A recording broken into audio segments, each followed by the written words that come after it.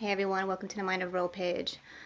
So today I'm going to make a video on my trials and tribulations on overcoming a abusive narcissistic relationship.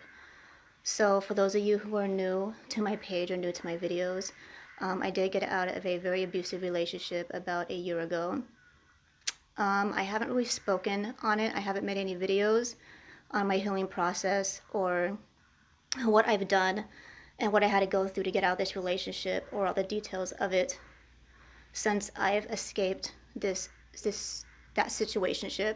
So today is actually going to be my first video and my first time actually really opening up to the public about what I went through with this person.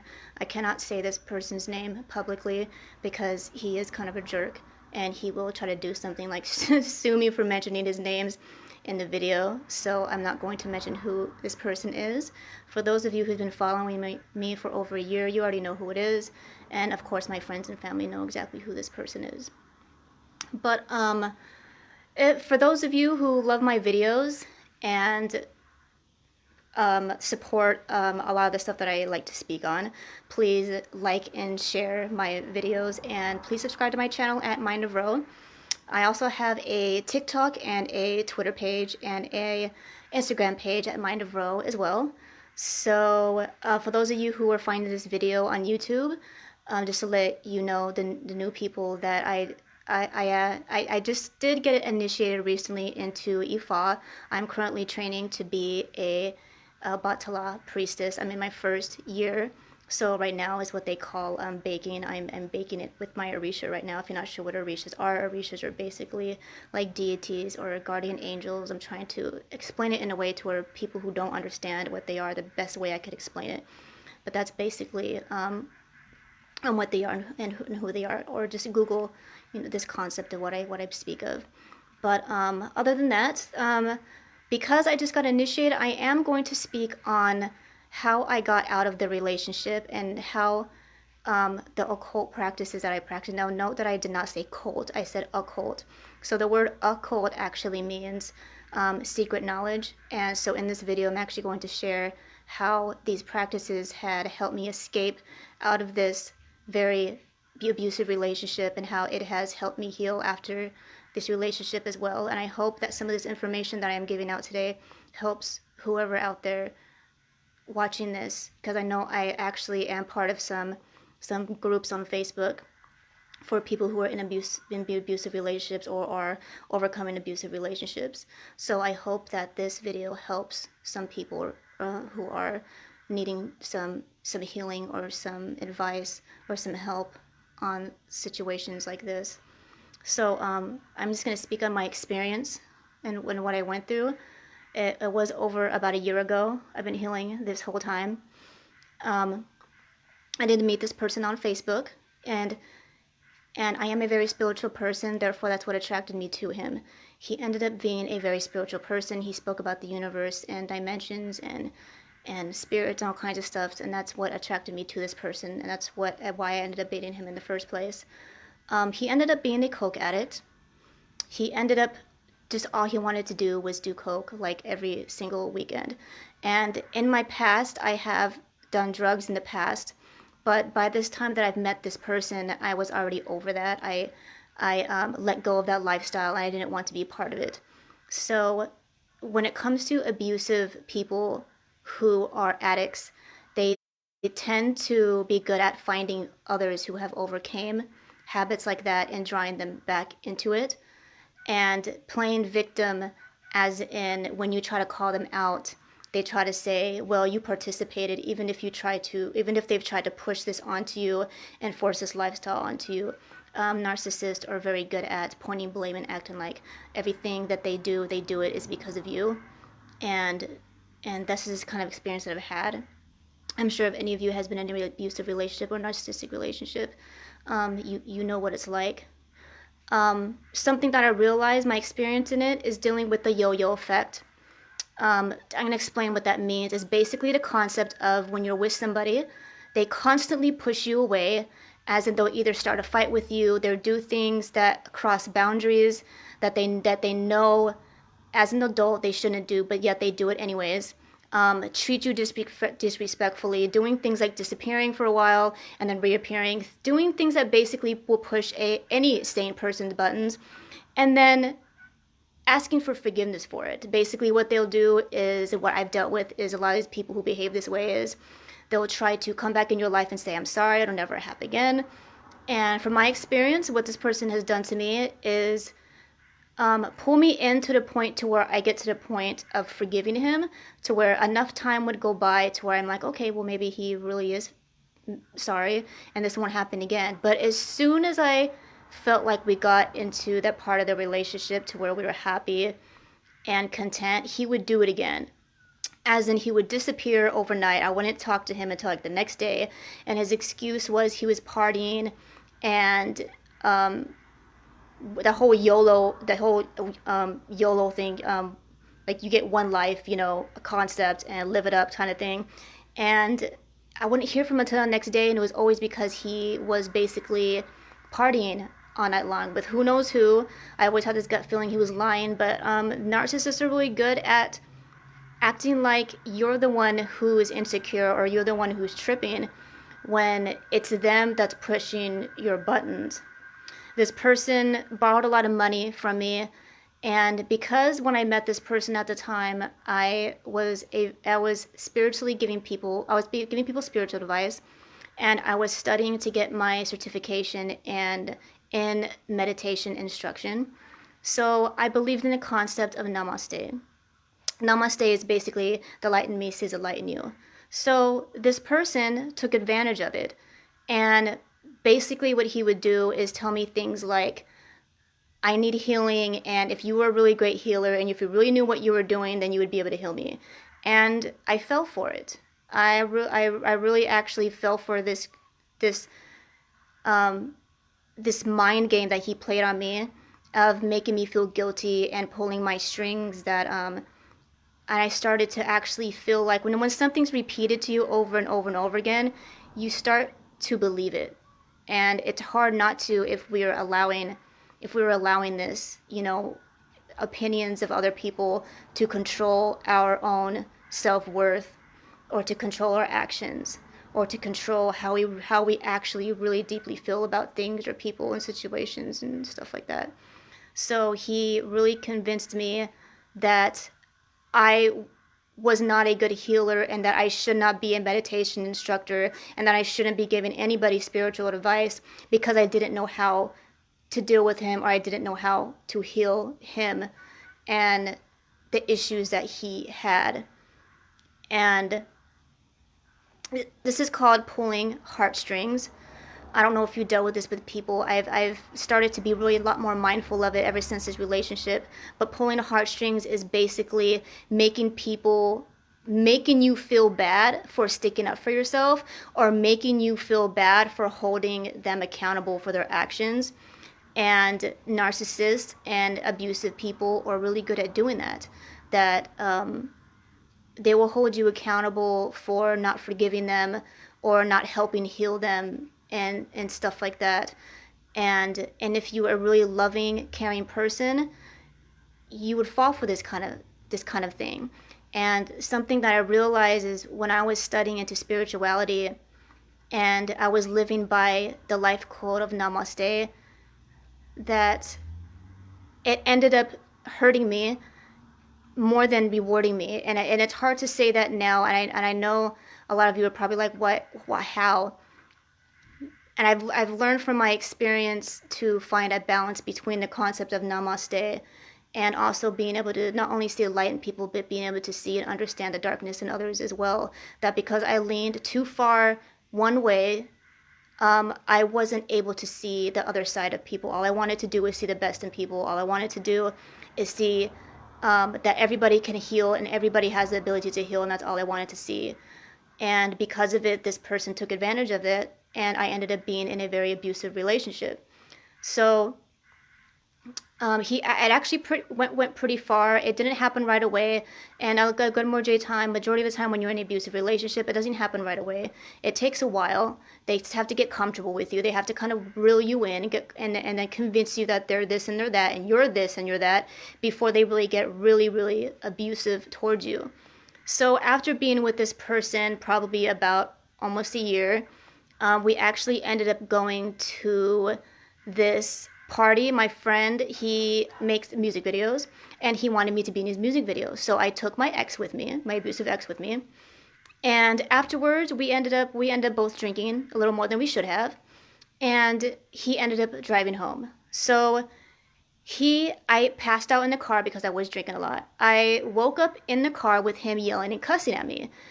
And I was like, why is he yelling and cussing at me? He was calling me names like, you're a stupid bitch, and you're this, and you're that, and you're a cunt, and you're fuck this, fuck that. And I'm like, I was sleeping. Like, what? Why am I getting yelled at right now, you know? And he just started this, he blacked out, and I could tell he blacked out because of the look he had on his face where he was driving, like, all crazy. And you could tell when somebody blacks out because there's something about their eyes, like you could tell they're just not there right away. So he blacked out. He was blacked out, drunk, driving his car, right? And he just started cussing me out and calling me all these names. So I was like, what the fuck? So I started getting really angry at him, like, why are you cussing me out? I was sleeping the whole time. And then I got caught up in this argument of me trying to explain how he shouldn't be yelling at me and how I was just sleeping. And from my experience and from my acknowledgement of what narcissists are, this is what they do to you. They will push your buttons, they will start shit with you, and then when you respond in an angry, emotional way, they act as if you are the problem. And this is what happened in the car. He started yelling at me and freaking out. And I got mad and cussed at him and was like, what the fuck? You know, why are you talking to me this way? I ended up taking my phone and I threw it towards his feet, and he ended up hitting something with the car somewhere. I don't know what he hit. So he pulled the car to the side, and he actually got out of the car and walked around the car to go find out what he hit. And because he was driving crazy, I moved from the passenger seat to the driver's car. So he couldn't drive anymore. I said, you can't drive. You're acting crazy. You're going to kill us. You can't drive anymore. So he got into the passenger's car. And then when we started pulling up into the apartment, he tried to get out of the car while I was still rolling in the car. So he tried to jump out of the car while the car was still rolling. And I went to park the car. And when I walked out of the car, he was continually doing the same thing he was doing in the car. He was out in the parking lot at the apartment complex. And he was just shouting and cussing at me, saying, you're a bitch, and you're this, and you're that, and you're this, and you're that, and started just completely cussing me out. And I'm like, how did this even happen? I was sleeping in the car. Like, what happened? So he had these straps on his jacket, and he's walking away from me, right? And I pull on the straps to stop. I'm like, hey, stop walking away. Explain to me why you're so upset, because I was sleeping in the car, and I don't understand why I'm getting cussed at right now. And I want to know why you're screaming at me. What is wrong with you? So when I pulled his jacket, I went like this, hey, turn around and talk to me. This is what I did. He picked me up, and he threw me on the ground on the cement, and I ended up falling backwards at an angle, and I hit the back of my shoulder on a speed bump, which is really fucked up that it happened that way. There happened to be a speed bump over there. I don't know if it's kind of some kind of message from the universe saying this is a speed bump. That I hit the back of my shoulder. I ended up pulling my rotator cuff, and I ended up hitting the back of my head, right where this bone is in the back of your head, on the cement. I did not pass out, but I did get dazed for a while. I did hit my head pretty hard. That for a moment, I don't know what happened. It took me a while for me to kind of shake it off and be like, okay, what happened? This is the first time he ever put his hand on me after me being with him about a year. I was very shocked, like, I can't believe this has happened. And then I don't know if any of you are watching this who've been in an abusive relationship. The first time you get hit by somebody you love, it's very shocking. It's almost like you don't want to admit that it just happened. It's very like, I am not an abused person. I am not somebody who goes through this. I thought I overcame these messy relationships. I haven't been in a very constantly toxic relationship in years. since I met him. And before I met this person, I did when I was younger, in my younger ages, when I was in my teens and in my early 20s, I was in bad relationships. I was still growing up into my womanhood and learning what is good for me, what is not. But at the time that I met this person, it's really weird, and this is something that I learned from speaking to other people who's dated narcissists, is when you run into a narcissist, it's almost like a giant tornado just comes in and fucks your life up and then leaves. And then you're just like, what the hell just happened? And that's basically what happened. So I have been actually going into the physical therapy and talking to multiple doctors, neurologists, and all kinds of doctors about my arm and my head for the last 2 years because of what this person has done to me.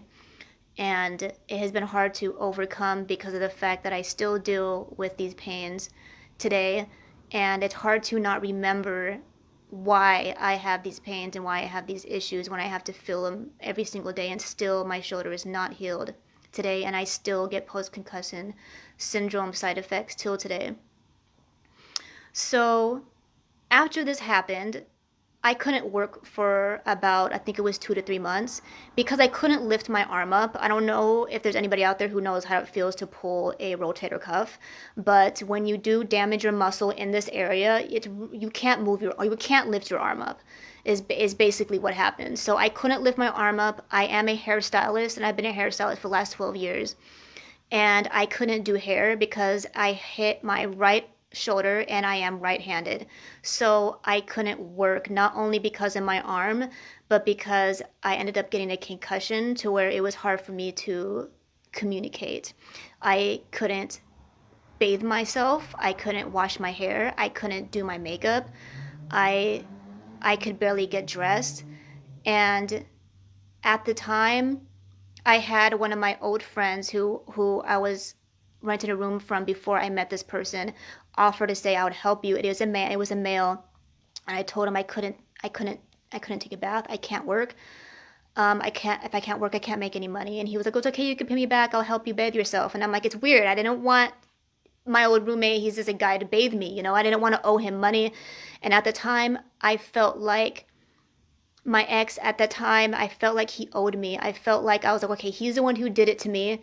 He is the one that should be bathing me, and he is the one that should be paying my bills, like my car, my phone, my part of the rent, and whatever else that I have at the time. Nobody else should have to do that but him. So I actually ended up staying, and I know this sounds crazy, and a lot of people are like, why'd you stay? He did pay my bills afterwards. I'm not excusing it. He did help me with the bills, and he did help take care of me. And in my head at the time, and a lot of us abused people do this, we think maybe it was one time, maybe there was a fluke, maybe it was because he was drunk, maybe it's because he blacked out, and he'll never do it again. My plan at the time was to have him take care of me and have him pay my bills up until I could return to work. And then my plan was, as soon as I get back to work, I will leave him and go back to my old room or the old house that I was renting prior to meeting him. And it ended up not working out that way. I ended up staying. He ended up being very loving and nice the whole time I was healing. And he's even cried watching me lift my arm. So at the time, I felt like I was going to stay. I felt like maybe it would never happen again. So we actually ended up moving into a bigger place when it was just me and him, because at the time it was me, him, and his brother. And the abusive behavior started happening again. And it's pretty much like what he did was wait until we had a place alone, wait until I was signed onto a lease with him for him to start behaving this way again. I felt like every single time I came home from work, he always had an attitude. He was always snapping at me. It was always something that he had an issue with. He started doing coke again. He started disappearing on the weekends and not coming home till like the next evening or the next afternoon with the excuse that, oh, I was just high. And I was constantly walking on eggshells. There was a time where he screamed at me because I left a can. open in the fridge, and he didn't realize it was there, and he spilt it, and he started screaming at me and calling me a bitch and calling me all these names. And afterwards, he was very bipolar. He would be like, "Oh, I'm sorry. I didn't mean to blow up with you like that. I just do that because my mom treated me that way." And he would come up with all these excuses, all these sob stories of woe is me, or I had a hard life before and I feel like you should heal me or help heal me. And he would keep feeding me all these excuses. This is what actually changed me and what changed my mindset. I started to get to the point to where I started to literally hate him. Every single time I had to come home from work, I felt like I hated him, and I was like, I hate this person. I don't want to go home. I don't want to see him. And I hated coming home. I would find all kinds of excuses, stay away from their house. I started going to meetings that my old roommate invited me to. I started working late. I started stopping at friends' houses and doing everything I can to keep me, all these excuses to keep myself from coming home to him. And so I'm going to get really deep and really spiritual here, because I know a lot of you have been following me for a while, so I'm sure you know that I do speak to spirits and stuff like that. So this is where I'm going to start getting into occult knowledge here, as in occult knowledge, as in secret knowledge, not cult knowledge, occult knowledge, okay? So this is actually what helped me leave and get out of the relationship. I'm not saying that everybody else should do this. I'm not saying that this is the healing process for everybody, but I'm just sharing this information because this is what helped me heal, and this is what helped me get away from this person. So I started to get this feeling like, what is it within myself that it's so hard for me to let go of this person? He had some kind of weird spiritual grasp on me. I felt like he was holding on to my solar plexus somehow, some way. I don't know if he was good at just manifesting these ties or these spiritual ties or whatever it was. And I felt like I needed help. I needed help from spirits to help me get away from this person. I can't leave. And every time I try to leave, he pulls me back and he keeps manipulating me. He keeps convincing me to stay. Why can't I leave? Why can't I leave? And I felt like I was imprisoned with this person, this toxic person. And I had to do what I had to do to leave. So, the night he ended up hurting me, I actually ended up crashing at my old roommate's place. And I'm not making this up, this is what happened. When I was sleeping on his couch, there was a being that woke me up in the middle of the night. And it was probably around 3 a.m. in the morning. And this being had one, I don't know if you know what this is, but it's called the evil eye. Basically, if you look it up online, it's basically a big blue eye that's actually used a lot in Hinduism. And basically what it is, it means that if you wear this symbol, it's to scare away the evil eye, is basically what it means. So this being I seen had kind of like a human head, but it had no mouth, and it had no nose, and it just had one big evil eye, which is the one big blue eye. And it had a snake body.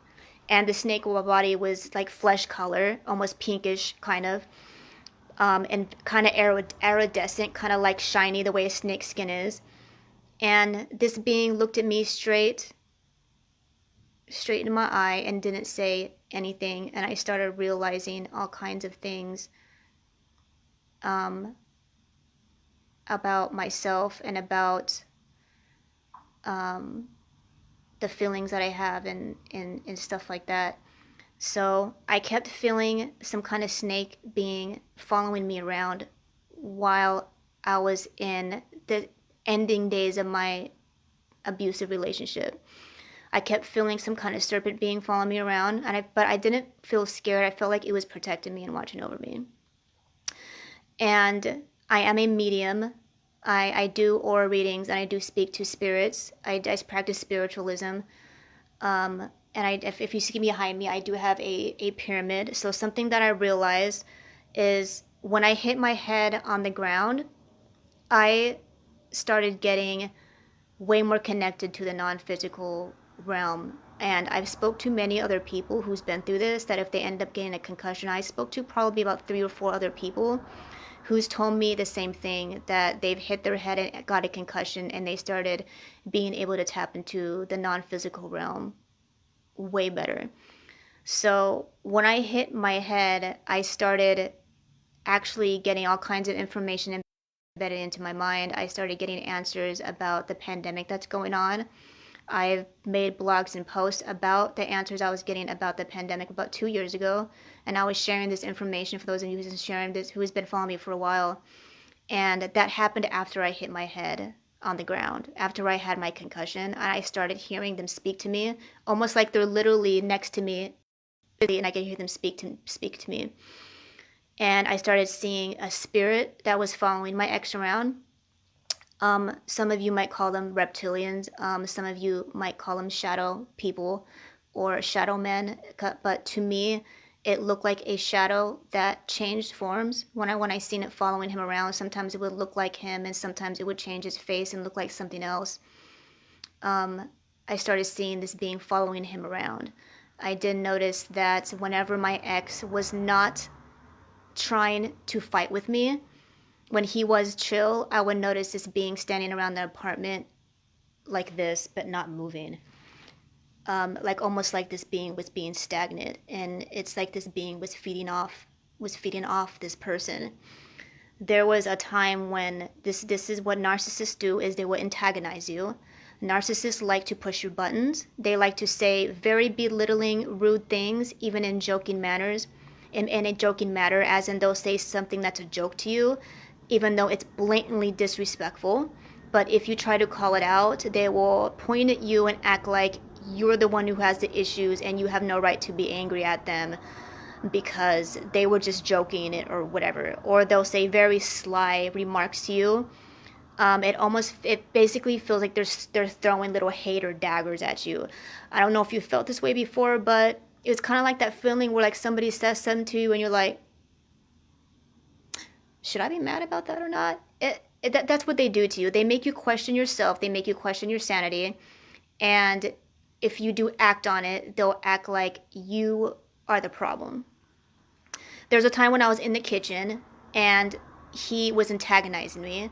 And he was basically telling me that I shouldn't be speaking to spirits and I shouldn't have my pyramid. He kept trying to take my pyramid down in this apartment we had together. He would keep telling me that I'm not a healer and I can't heal anybody. I'm this and I'm that. And I'm never good enough. My ass isn't big enough. I'm not pretty enough. I don't dress well. I don't cook well. I don't clean well. Nothing was ever good enough in this person's eyes. It was always something he had to complain about. He was antagonizing me, and at that point I told myself not to get angry at him anymore because I felt like this is what narcissists do. They're basically demons that feed off your energy, that will push you as far as they can. As soon as you blow up, they get happy. I couldn't hold my composure. That he attacked me, he said so much negative shit. I started yelling at him and saying, "What the hell is wrong with you? Stop talking to me that way." And as soon as I lost my composure and started yelling at him, he started laughing at me. And he smiled at me and then walked out on the porch. And it's like I heard this laughter in the ether that sounded so evil that that's when I decided, okay, I need help from the spirit realm. So I do tarot readings, and every time I would do a reading to find out what's going on with this person I was with, I would always have the card pull up called Vengeance. And it seemed to be his card that always pulled up, and Punishment. So I took this Vengeance card and I spoke to this snake being that I felt was around me a lot, and I put it underneath the side of the bed that he slept on. And if you can see behind me, I have a pyramid because I do practice Kemetism. This pyramid is the poles here are about 8 feet long, but if you buy it in the store, it's about 10 feet long. So I had some pieces cut off from the ends of them that was in my closet. And I took the ends of the pyramid because I felt like I was getting the energy of the pyramid to help me subside this being in him. And I took it like an X and I put an X or like a cross like this across the card that represented him. And basically I spoke and said this being is not allowed to feed on me anymore. And I took this card and I blew smoke around all the edges of the apartment. I said, this being is not allowed to feed on me anymore. This being is not allowed to feed off me anymore. This being is not allowed to feed off me anymore. And I ran around the whole entire house, and I put this tarot card in the and the X across this card underneath, right underneath where he slept. And I took an image of me and him that were together. We went on vacation in Vegas, and there was an image of us together. I took this picture of us, and we were standing next to each other in the picture, and I folded the area in between me and him in half to where it separated us. I separated it this way, and I folded it outward that way, so he was facing one way and I was facing the other way. And I took this green ribbon that I actually use in my hair in another. I did a hookah time with mindofro video where I was dressed up as a Medusa, and I had these red ribbons in my hair because my hair, I had locks, and I had these red, not these red, but I had these green ribbons to kind of make it look like my locks were snakes.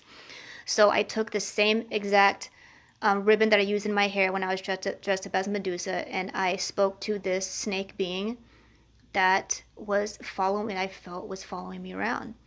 And I spoke to this snake being, and today I've learned that this being was Oshumari, and I didn't know who Oshumari was at the time.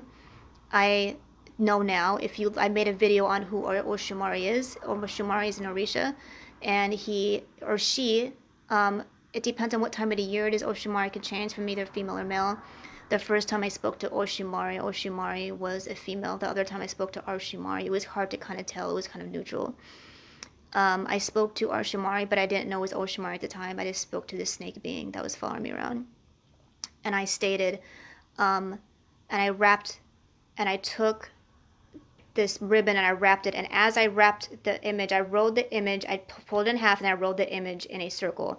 And I took this ribbon I wrapped, and every single time I wrapped it, I said, every single time he tries to suppress me, he suppresses himself, like the snake, like the snake squeezes its victim. Every single time he tries to suppress me, he suppresses himself, like the snake does his victim. Every single time he tries to suppress me, he suppresses himself, like the snake does its victim. And I did it over and over and over again. I spoke to this snake being. And since I did that, I felt like it was easier for me to leave this person.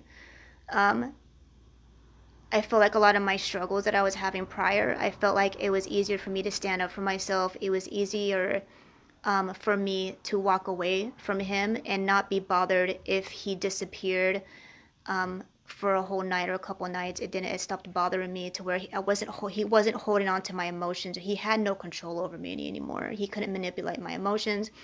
And for those of you who's been in abusive relationships, it's hard to not let these people really control your emotions and your feelings, because that's what they're masters at doing. And doing this practice helped me push away from him. And not only that, I met somebody who I actually ended up being with, who was teaching Kemetic classes, and he taught me a chant for Haru. Haru is, in other words, is Horus. I'm sure a lot of you who follow me, who practice or follow Kemetism or ancient Egyptian knowledge, I'm sure you've seen the Eye of Horus. So Haru is actually a warrior netter, as in a warrior deity or warrior god in the Egyptian or Kemetic pantheon, that if you radiate Haru's energy or invoke Haru's energy within yourself, people can't mess with you, people can't fuck with you, because nobody's going to do that to Haru. Therefore, if you invoke his energy within yourself, they can't do it to you. So when I was trying to pull away from this relationship, every single day I would chant on my way to work, Harim. And it goes exactly like this. It goes, Harim.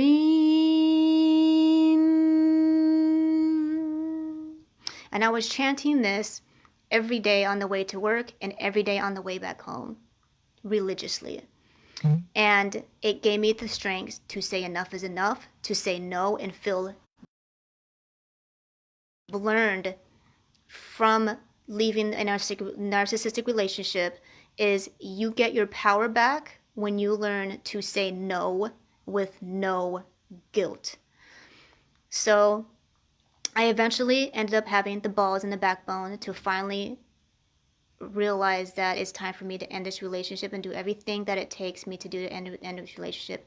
But we were on a lease together. So, which sucks because then he had that power over me, like he did that shit on purpose. So, this is my advice to anybody who wants to get out of a abusive relationships. Know your rights. And if you have proof and evidence that you are in an abusive relationship, then you have a right to have them escorted out of your home, whether your name is on the lease or not.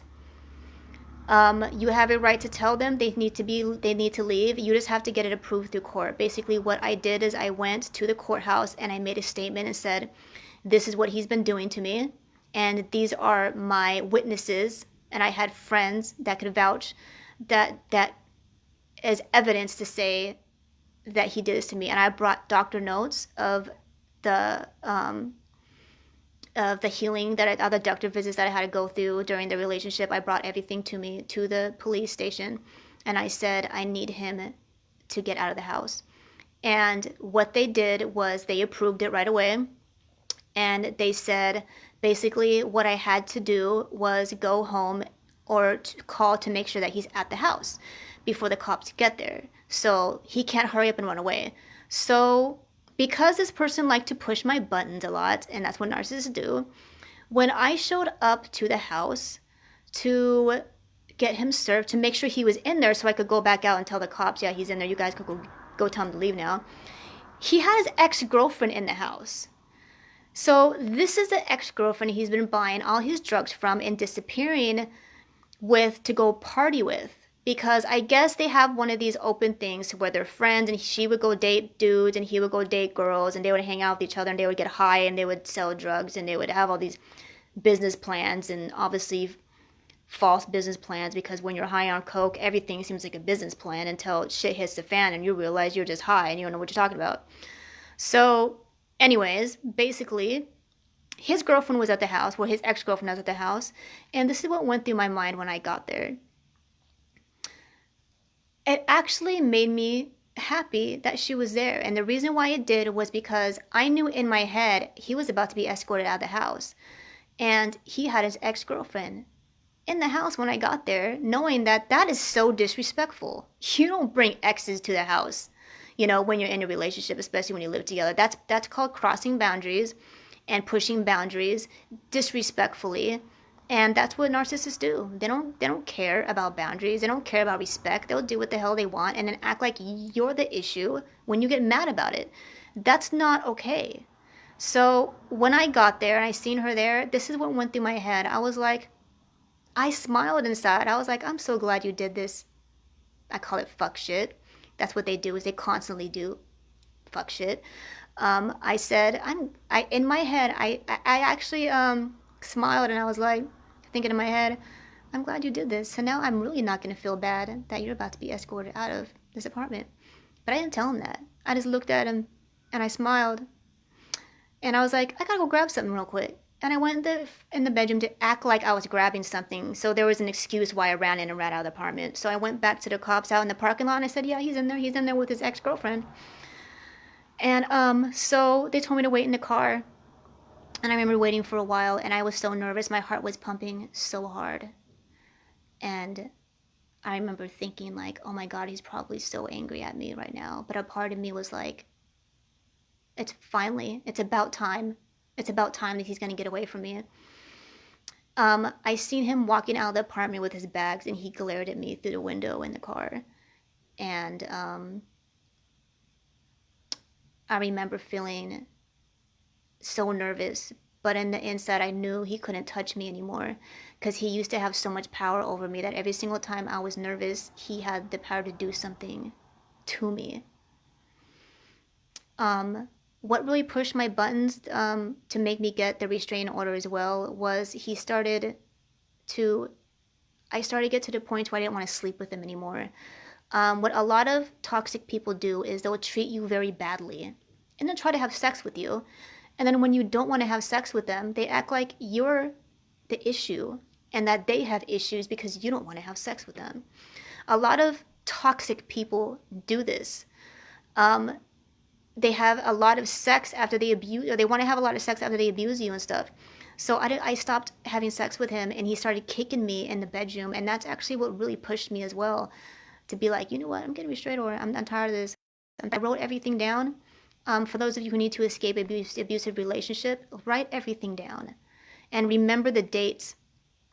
This is what I've learned, that if you remember the exact dates and exact times of when this person has done things to you, that is your evidence. Most people who lie don't have these kind of details. There is a history of people who lie and make this stuff up. But what the court system looks for, and if you are going to do something like this, if you are in an abusive relationship, what the court system looks for is times, dates, names, evidence.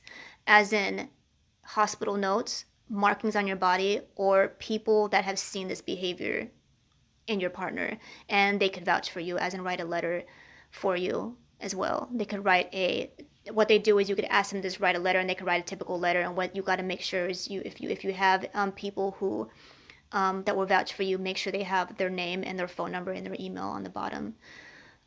This is my advice to anybody who needs to get out of an abusive relationship. Make sure you have all these details ready for when you go to court, and you will be protected as long as you have your ducks in a row. You don't have to worry about the court not siding with you. When you're in an abusive relationship, your partner will make you feel too fearful to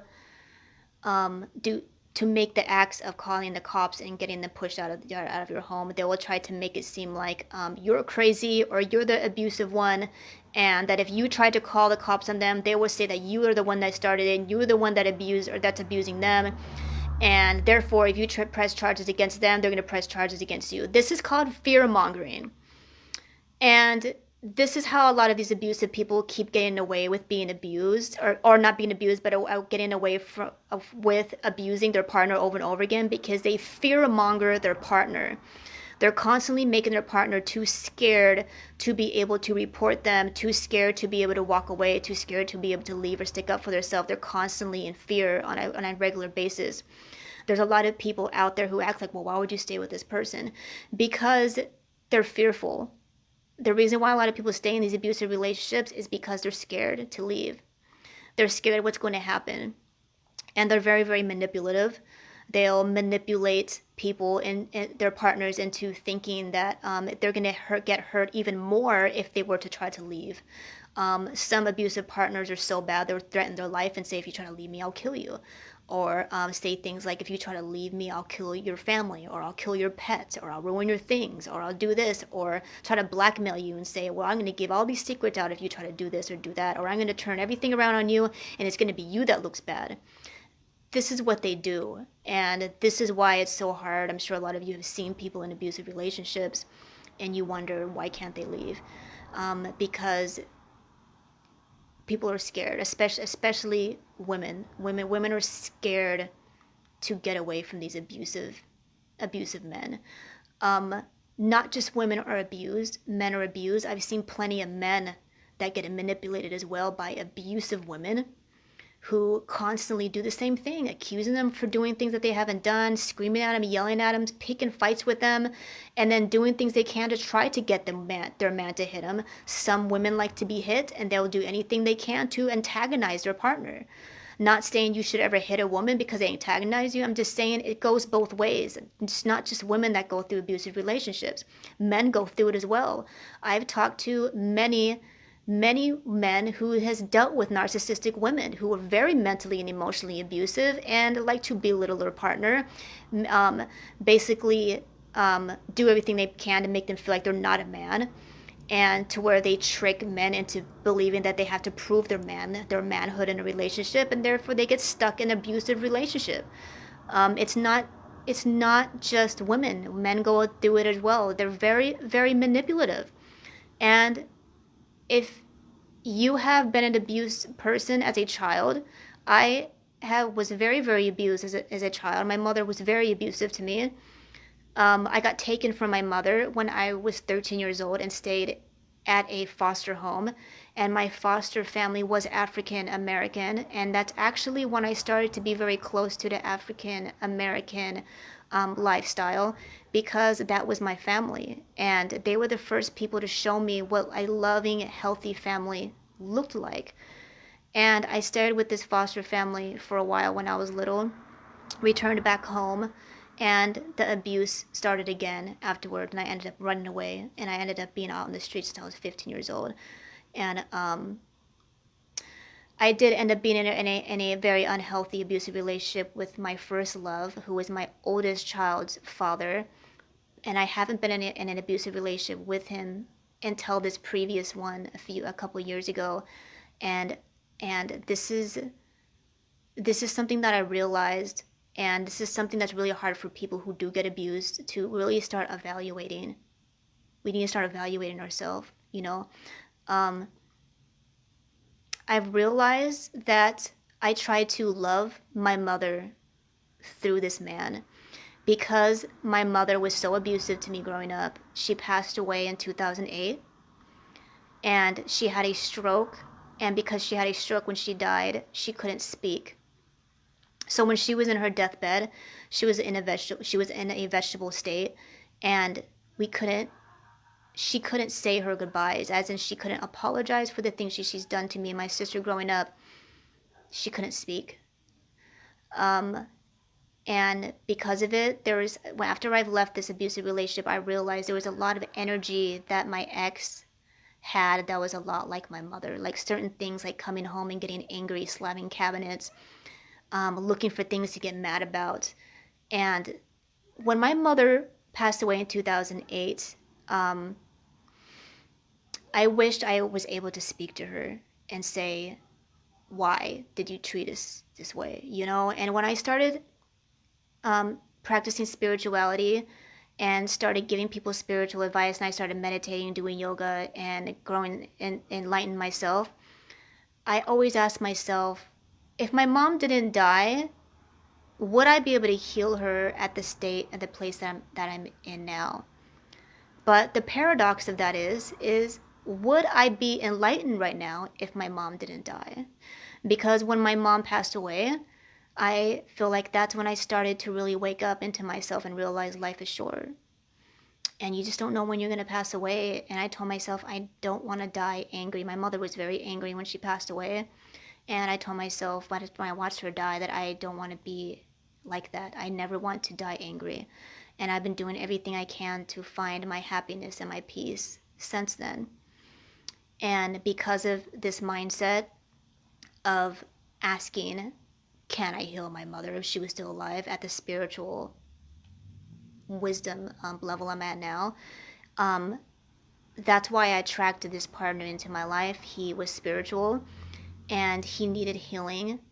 And for some reason in my subconscious mind, I was like, well, if I could heal this person, I could heal anybody, you know? And a lot of it was kind of like ego, that I feel like that I could heal anybody. And that's when I realized that we can't. Everybody is not an addict. We can't save everybody, you know? And some people just aren't savable. And I realized that it sucks that majority of the people we want to save the most are the ones that are the closest to us. Family members, best friends, and stuff like that. And we need to admit that it's not our job to heal and fix everybody. And that's when I started letting go of that whole concept of namaste. Not saying that I don't see the light in people, but I've learned to see the darkness in people as well, and accept them for what level that they're at.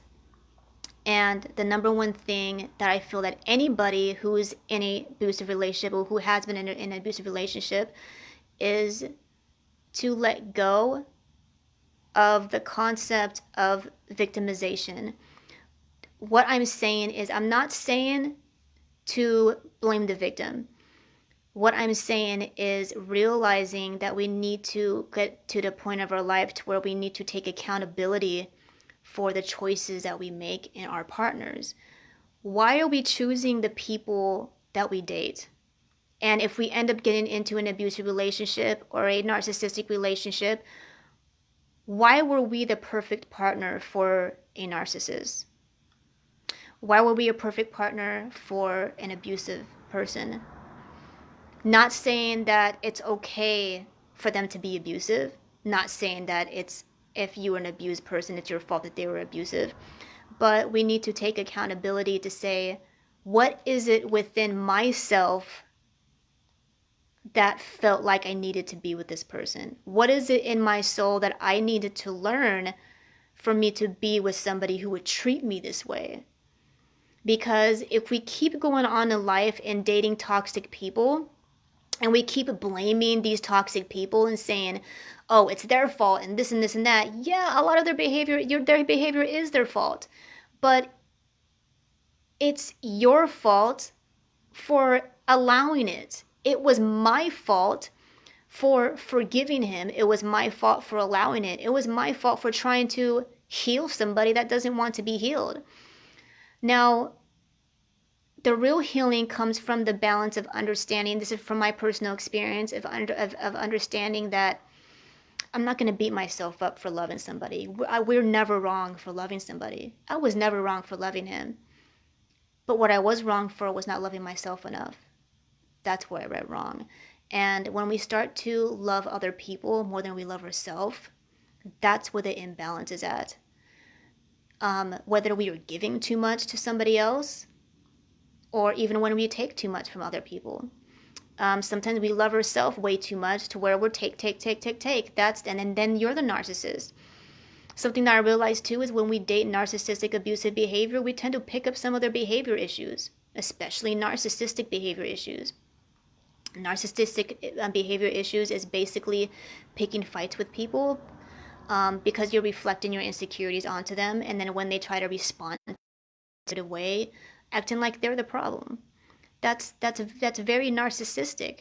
Trying to control somebody else, trying to put other people into a box and tell them who they should be and what they should be, and if they don't end up being in that box that you think they should be in, being upset about it and getting mad at them and trying to keep convincing them to be something else. That we do that a lot of times. We go into relationships and we think like, oh, I could fix him or I could fix her. That's narcissistic.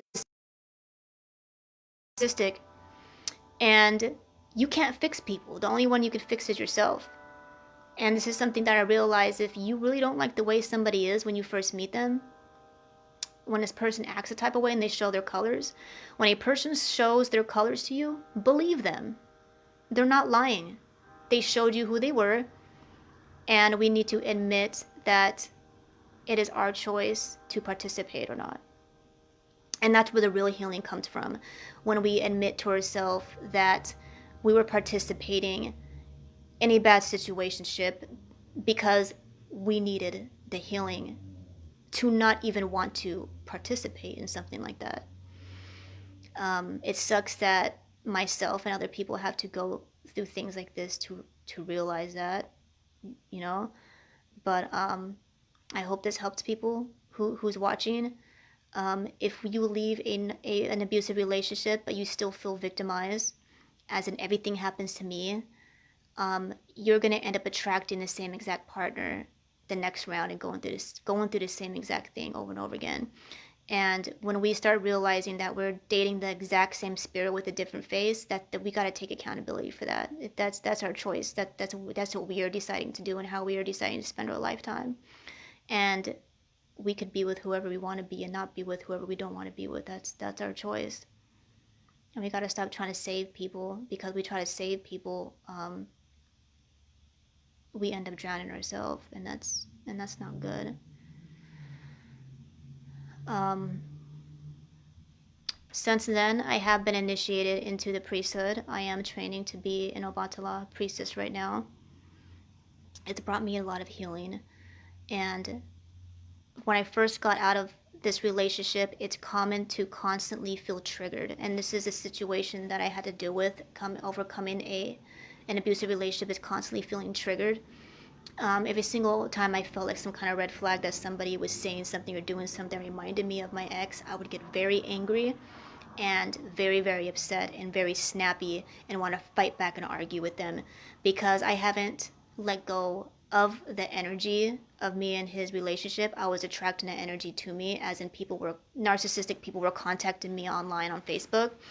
And every time I seen some kind of red flag behavior, I would start arguing and getting really upset and angry at people for playing mind games, or because we do live in a very narcissistic society, and the media and the government has conditioned us. Colonialism has conditioned a good majority of people to behave this way, in this manner, to play mind games or word games and stuff like that. If you're not sure what word games there are, word game is what a lot of narcissists play. A word game is when you're speaking to somebody and they pick one word you said out of the sentence and start picking a fight with you over it and saying, well, you should have said this and you should have said that and this is what you should be saying and blah, blah, blah. That's called word playing, and that's what a lot of narcissists do. And what they do is make it seem like everything you say is incorrect, and no matter how you say something is incorrect, because they will nitpick at every little word that comes out of your mouth, and they will find something to say to you about a word that you said.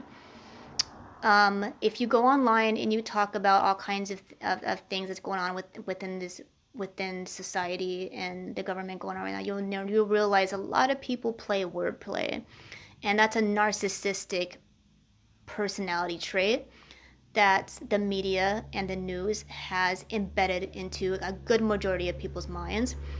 And it's not okay to do this in your relationships with people. And I don't just mean romantic, I mean your children, your parents, your friends, people you work with. We shouldn't be doing that with anybody. It's a narcissistic head game. And what it is basically trying to get another person's emotions to rise, and then that person feeds off your emotion. So narcissists are basically people who cannot find the light and healing within themselves. So they'll seek people out who are actively healing themselves and they have a light to offer. They'll purposely seek these people out, and not only in romantic relationships, but just randomly they'll find you online. They'll find you, it could be even the same sex of somebody who wants to hang out with you, and they'll do things to push your buttons so your emotions will rise. And then what it is basically an energy trade-off. As I'm sure you've had this happen before, where you're in a good mood and you walk in, you're like, hey, what's up? And then somebody's in a bad mood, and all of a sudden you're in a bad mood, and then the person that was in a bad mood is in a good mood. And that's called an energy trade-off. It's energy shift. It basically, what it is they took your energy and they gave you their energy. And this happens all the time. I'm sure every single person who's watching this has experienced this. This is what narcissists do, and it's basically a demon that works through people because they cannot provide their own warmth and light, so they feed off of yours, is basically what they're doing. And this is everywhere. You can run into narcissists in stores, online, in your family. The hardest ones to get rid of and deal with are the ones in your family, because you have to deal with them all the time. But something that I realize is I know how to pick this behavior out in people now. People who are constantly complaining all the time, their whole life. It's normal to feel this way if you just went through something. Of course, if you just went through something, it's normal to feel this way. But people who constantly are in this mind frame, I call it the victim mind frame, of they're constantly doing this every day. Every time you talk to them, it's woe is me. I had a horrible day at work. My life sucks. And this person's this and this person's that. Every single day, this person's like this. This is a narcissistic person. This do not heal them. Don't try to save them. They will feed off your energy, and next thing you know, you will be completely drained of your energy, and they will be happy. And every single time these people come around you, you will be completely drained, and they will leave happy. This is a red flag that you're dealing with a narcissist. Another red flag you're dealing with a narcissist is I think I stated a lot of it, them picking fights with you constantly. Um, they don't have the concept of empathy. What it means is if you try to explain something to them, like saying, hey, I don't like the way you act towards me because this is how it makes me feel. They don't understand how to relate to another person's feelings. Basically what it means is every time you speak to them, they'll be like, well, I don't get it. Or they will try to change the subject and make it about themselves. Or you could tell them something and then either days later or moments later they will contradict their agreement they just had with you, as in they will backstep what they just stated to you earlier, as in they'll agree with you and then later on disagree with you and say the complete opposite of what you were trying to tell them earlier, either that day or days later. This is a narcissistic personality disorder. Please look out for it. Something that I realize as well, red flags in an abusive person. If you meet somebody online, a person who does not have any patience for you to message back or call back, who gets completely angry, like, why aren't you texting me back? And like only an hour went by or some short period of time. This is very abusive behavior. Constantly being accused of something that you did not do. It usually means A, they're blaming you for something they went through in their past, or B, they're guilty and they're throwing their guilt onto you. Is a red flag. I know a lot of us, when we're nice people, we want to heal these people, and we can't.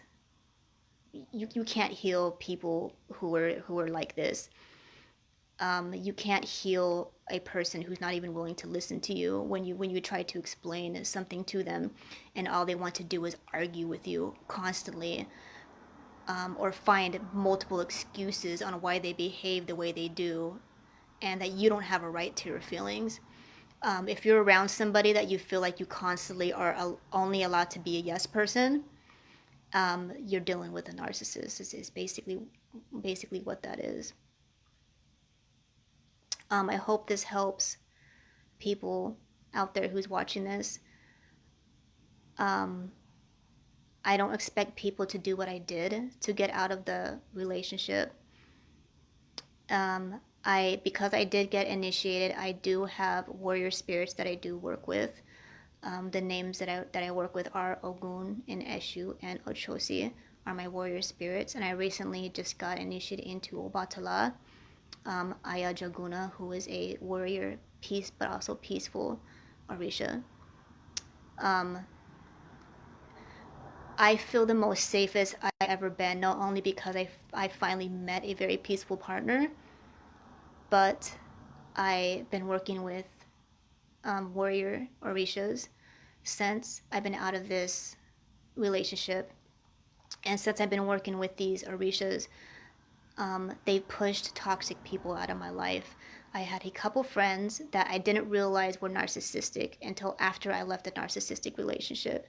And that these warrior beings that I work with are like, these people are not good for you. They need to come out of your life. And these were called basically frenemies. Frenemies are basically people who you think are your friends, but they low down want you to live a life that they think you should live, and they low down are jealous of the things that you do, or don't believe in you and they don't want to admit it, or basically belittle you and jokingly say things to you that are disrespectful and rude, and they don't want to admit that they are. These are frenemies. These are people that we don't need to be around. And I didn't realize this until after I left in a narcissistic relationship. And since I've been out of this narcissistic relationship and working with these warrior Orishas, warrior spirits, I've realized that I don't have any toxic people in my life anymore, and that I don't have to worry about toxic people trying to come in and control my life, or trying to control my sanity somehow, some way, with them around. I don't have to worry about it. Basically, I give my problems to them. I should never have to get to the point where I have to give a name to them. Somebody has to really be mad with me pretty bad for me to give a name. Now, I am not a petty person. I've came across a lot of people online who practice what I practice, and some people are so petty. And then just because somebody says something they don't like, they're gonna go give their name to a goon. I think that's childish and stupid. And I think there's a lot of narcissist and abusive people who practice as well. And because I was abused and from a narcissist, I don't agree with that. I don't agree to give petty problems to warrior spirits and causing a bunch of chaos in somebody else's life because they just said something you don't like. That's stupid, and it's very emotionally unstable.